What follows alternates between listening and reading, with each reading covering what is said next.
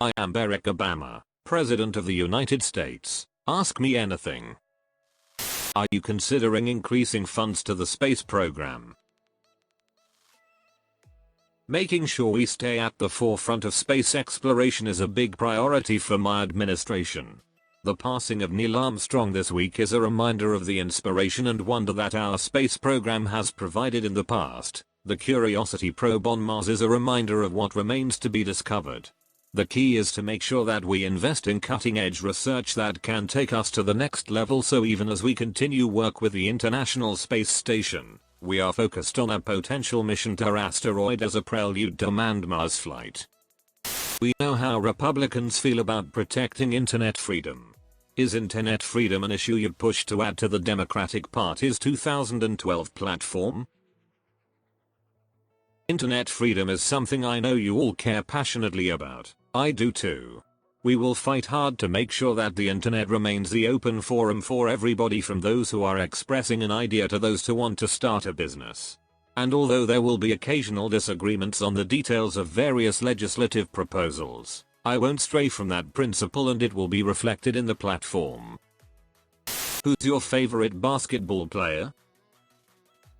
Jordan. I'm a Bulls guy. What is the first thing you'll do on the 7th of November, win or lose? Win or lose, I'll be thanking everybody who is working so hard, especially all the volunteers in field offices all across the country, and the amazing young people in our campaign offices. What was the most difficult decision that you had to make during this term? The decision to surge our forces in Afghanistan. Anytime you send our brave men and women into battle, you know that not everyone will come home safely, and that necessarily weighs heavily on you. The decision did help us blunt the Taliban's momentum, and is allowing us to transition to Afghan lead, so we will have recovered that surge at the end of this month, and will end the war at the end of 2014.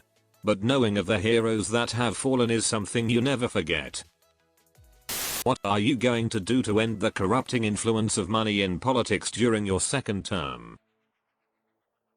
Money has always been a factor in politics, but we are seeing something new in the no-holds-barred flow of 7- and 8-figure checks, most undisclosed, into super PACs. They fundamentally threaten to overwhelm the political process over the long run and drown out the voices of ordinary citizens.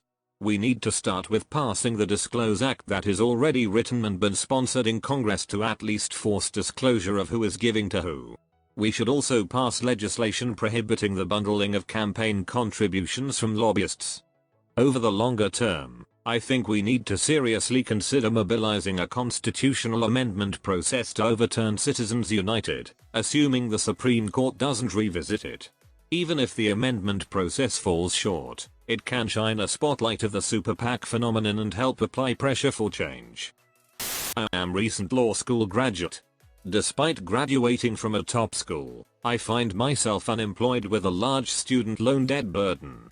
While I'm sure my immediate prospects will improve in time, it's difficult to be optimistic about the future, knowing that my ability to live a productive life, to have a fulfilling career, to buy a house, to someday raise a family, is hampered by my debt and the bleak economic outlook for young people.